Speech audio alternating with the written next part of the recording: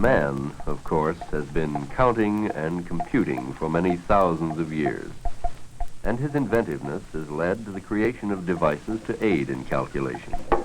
Sand tables, knots in ropes, and notches in sticks. And one device still in use today, the abacus.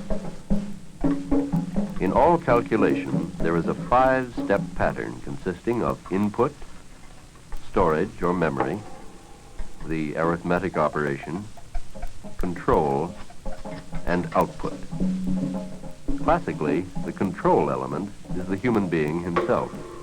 But in the digital computer, control is achieved electronically in strict conformity with instructions provided the machine by the human programmer.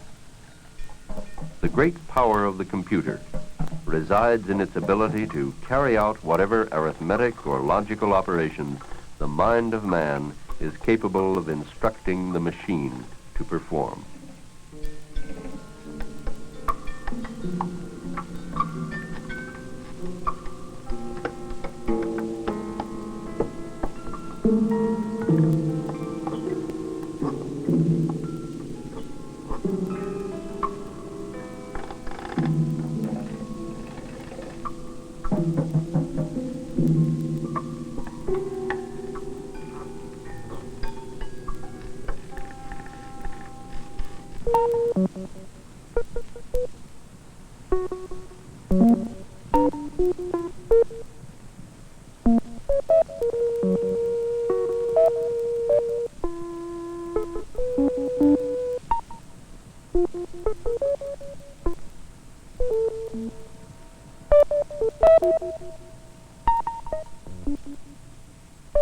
There is a popular tendency to personify computing machines as giant brains and to endow these remarkable inventions with many human characteristics, including neuroses.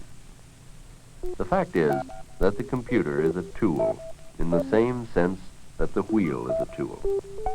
However, an important difference between the wheel and the computer is that we, the humans, can instruct the computer to imitate the behavior of any other specific machine or process, providing we can adequately describe what we want imitated and can instruct the machine in its own terms how to carry out the imitation. This does not mean that a computer can become a chemical plant or even a wheel, but it does mean that when we can adequately describe in mathematical and logical terms what goes on inside a chemical plant, we can simulate this on a computer. It is this characteristic that permits us to call the computer the universal machine, in that it is capable of doing whatever we are capable of instructing it to do. J. Presper Eckert, the Vice President of UNIVAC Division, Sperry Rand Corporation, comments on this. It's a new tool. I've been present at several computer centers that were dedicated at universities. And I've tried to think, well, what can you say this means to the university? It means something to the math department, it means something to the physics department, it means something to the economics department, and then it's hard to find where to stop, because in principle you can even study some things about music on a computer. In fact, simple tunes have been composed on computers, as you know. It seems to me that a computer is the first general purpose tool we've had for some time. And at a university, I think it's the first general purpose tool that a university has had since the library.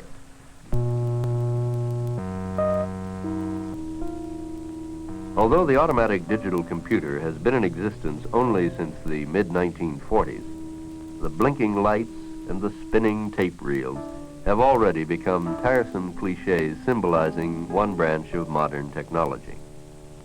However, when we think of a computer as one product of man's technological ingenuity, we usually fail to realize that the computer represents a fundamentally different kind of advance from other recent technological advances such as atomic reactors. The difference lies in the fact that the computer manipulates not energy, but information. We asked Dr. C.R. DiCarlo, Director of Education for the International Business Machines Corporation, about this difference. Fine. Well, I'd like to comment on the two main streams of technology. seems that first is the use and the development of enormous power that we have today. Power such as the atomic and nuclear energy, the power of the jet engine. These are manifestations of the continuing use of energy to amplify man's muscular ability. They go right back to the development of his first tools and up through the first industrial revolution, the development of power machinery. And by and large, I think people can accept both the understanding and the consequences of the use of physical power. The other mainstream is more subtle.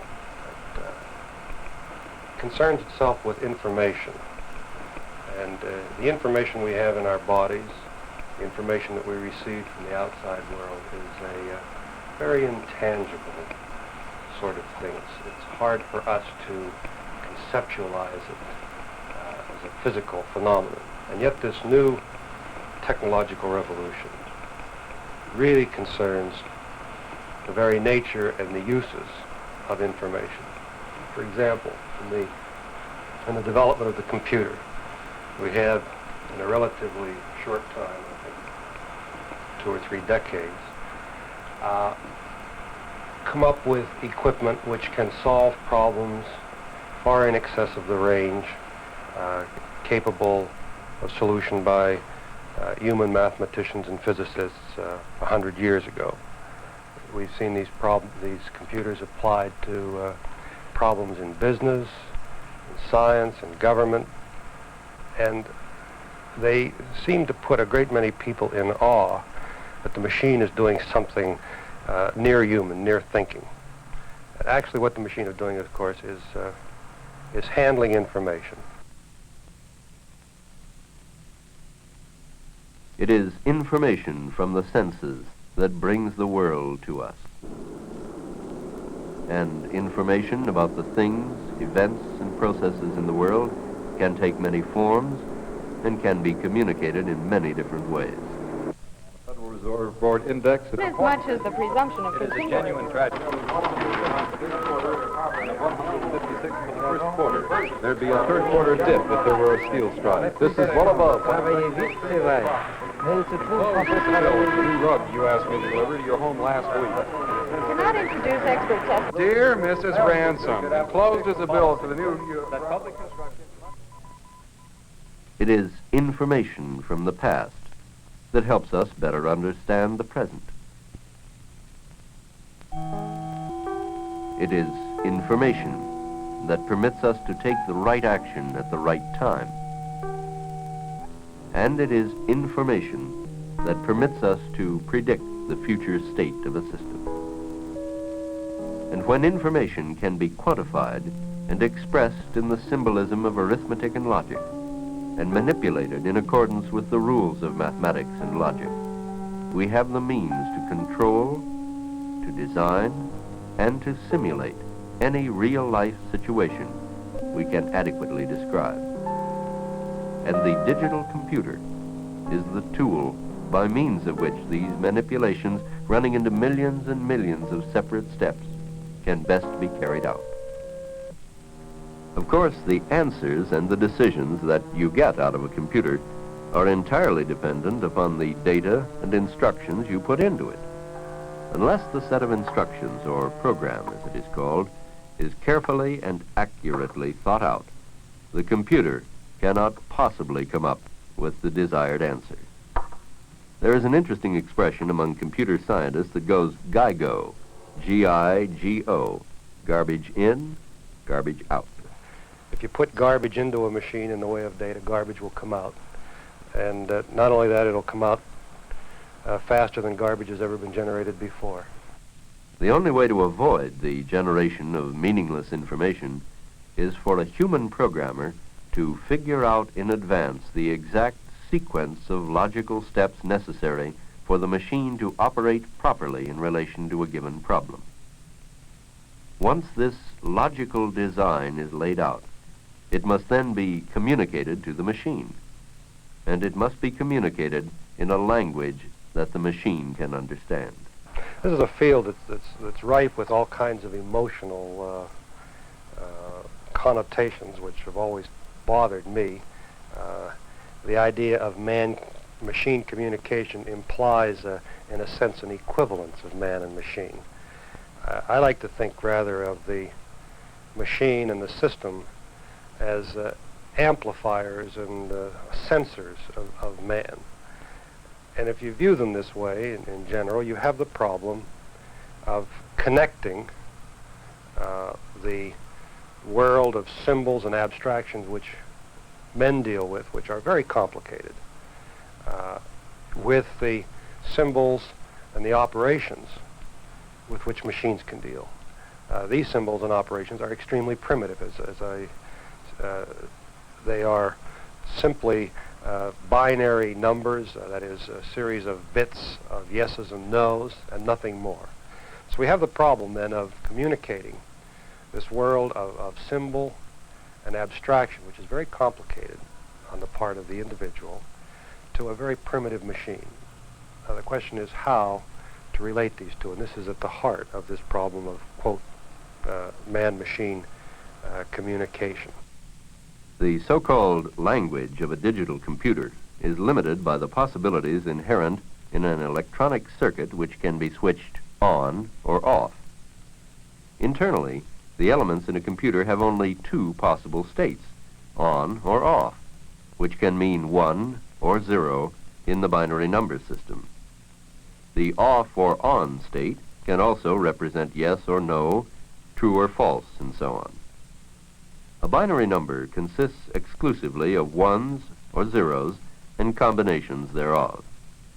In the binary system, each place means an increase by twice as much rather than 10 times as much as in the more familiar decimal system. In the decimal system, we would write the number 33 with a 3 in the tens position and a 3 in the units or ones position. In the binary system, 33 is written with a 1 in the sixth position. This has a value of 32, and a 1 in the first position, which has a value of 1.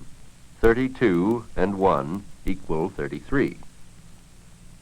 This may seem like a terribly awkward way to express numbers, and it is when you're using pencil and paper, but it isn't when you're using an electric voltage.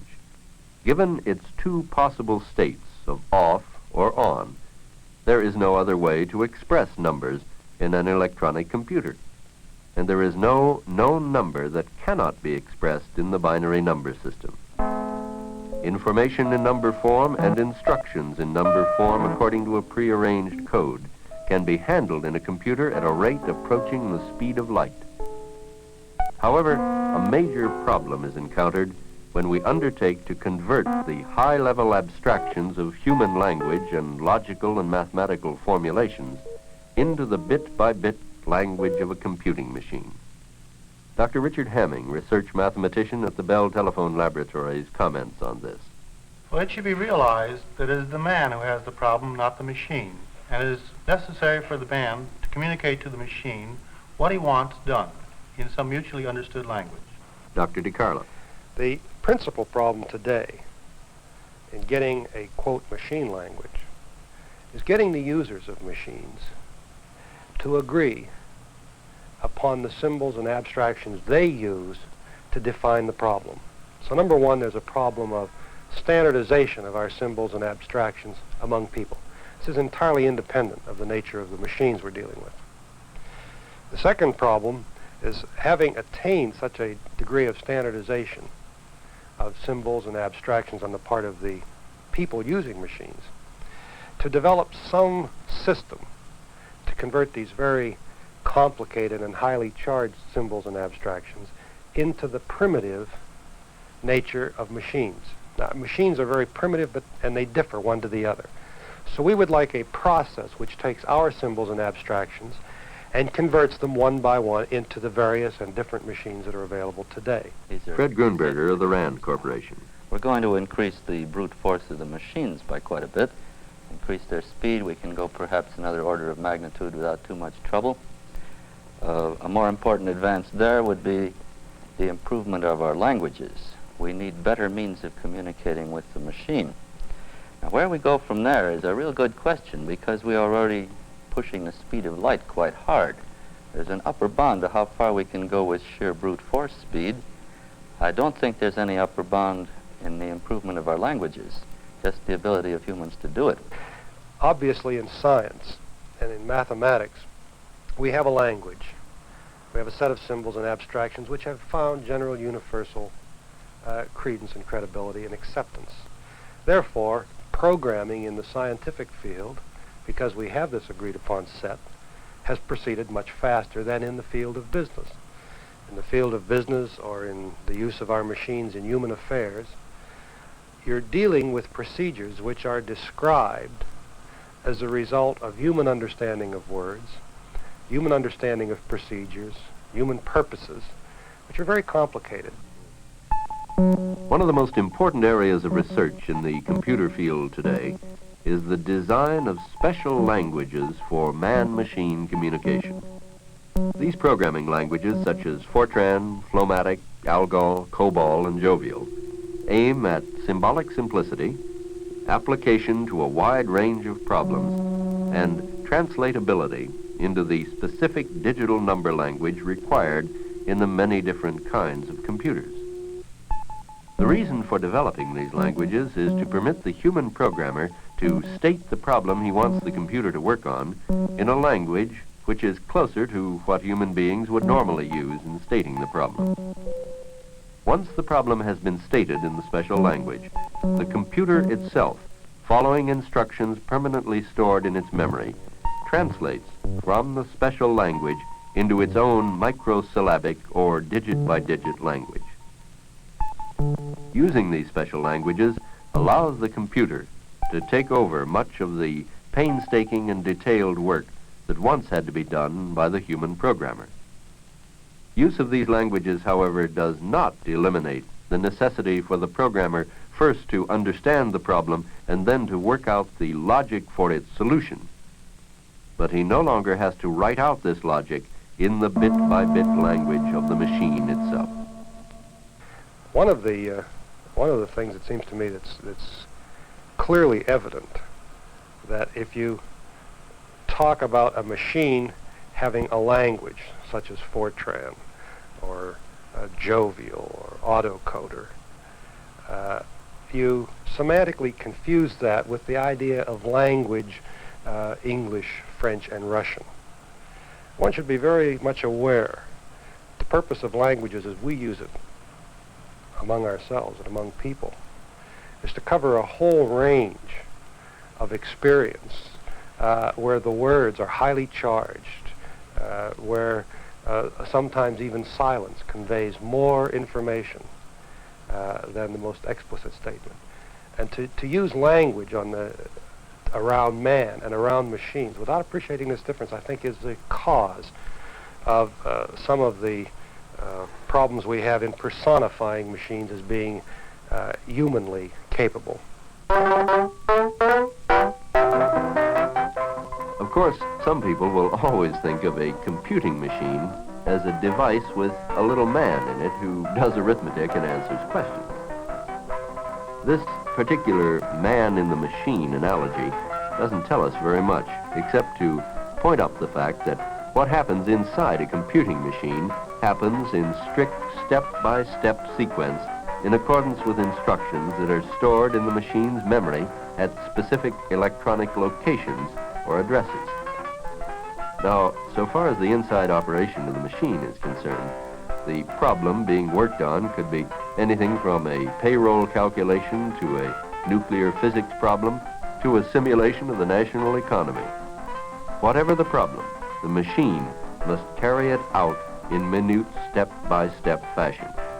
The key to the versatility of the machine rests with the instructions that are given to it.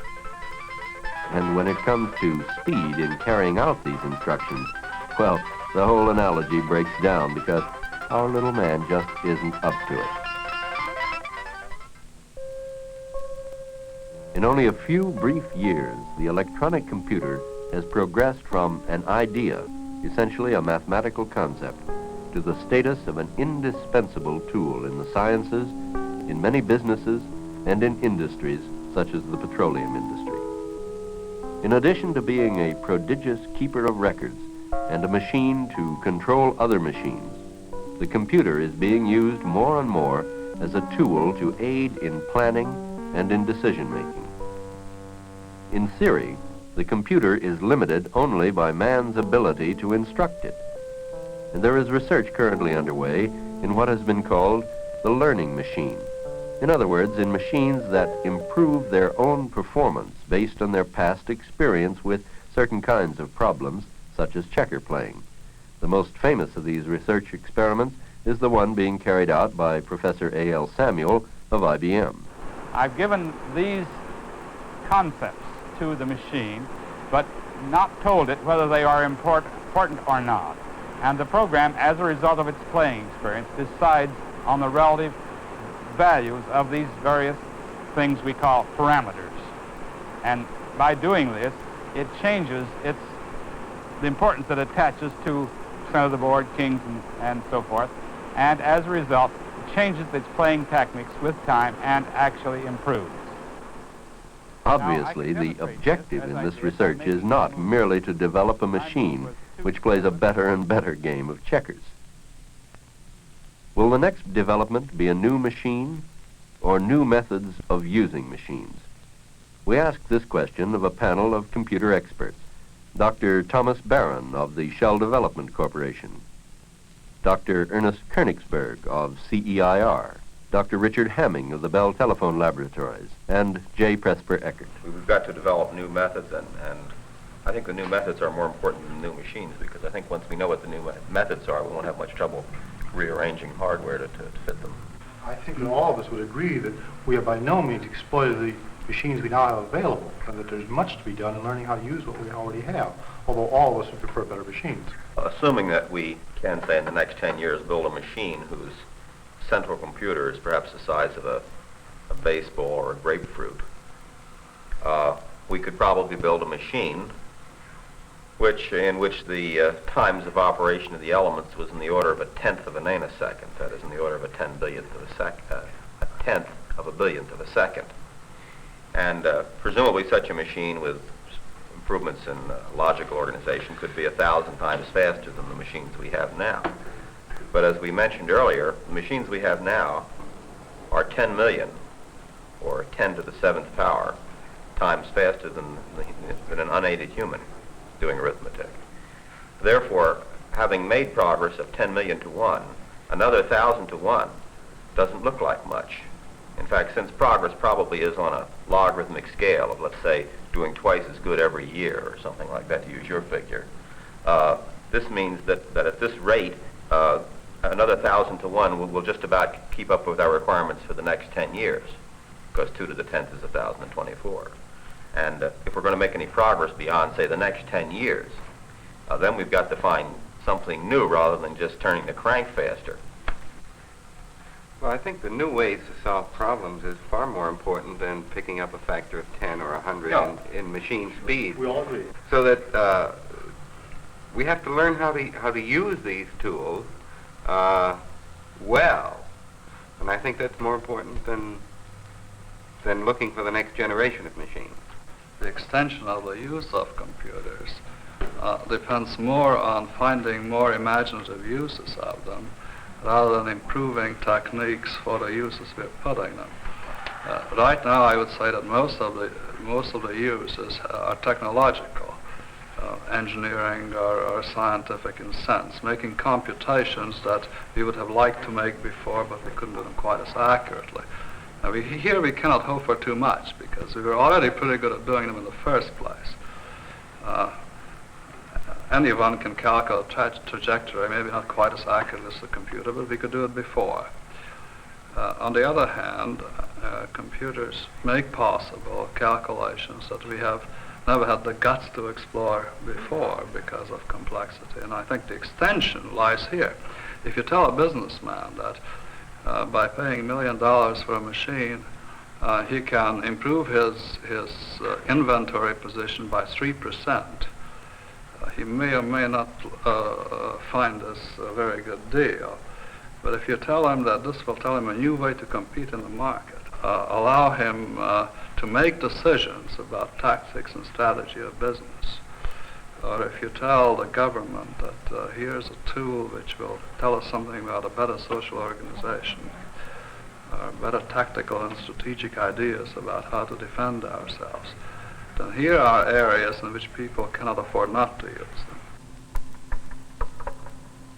Most of the machines that man has invented have an obvious purpose and an obvious limit.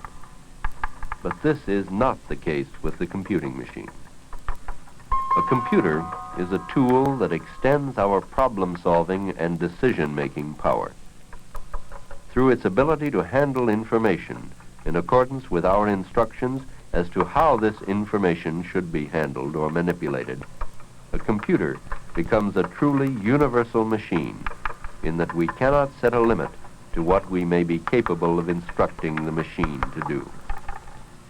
As we ourselves extend our abilities to describe events and systems in mathematical and logical terms, we shall continue to extend the uses of computers into these new areas of understanding and control. This extension of use, together with the computer's great speed, accuracy, and economy, has already produced and will continue to produce fundamentally new effects in business and industry, in government, and in science. Today, more than ever before, a wise decision depends upon the availability and the examination of great quantities of information. The computer is the first of man's inventions which literally enlarges the decision-making power within man himself. If a computer can point out some of the results of different alternatives to the man or men making this decision, and do this quickly, the decision these men make will take more into account than if they made the decision purely on what they can see and hear in the ordinary way. And therefore, they ought to be able to make a better decision, one I would have more faith in. I disregard a man with a good tool as being able to accomplish more than a man with his bare hands, that's all.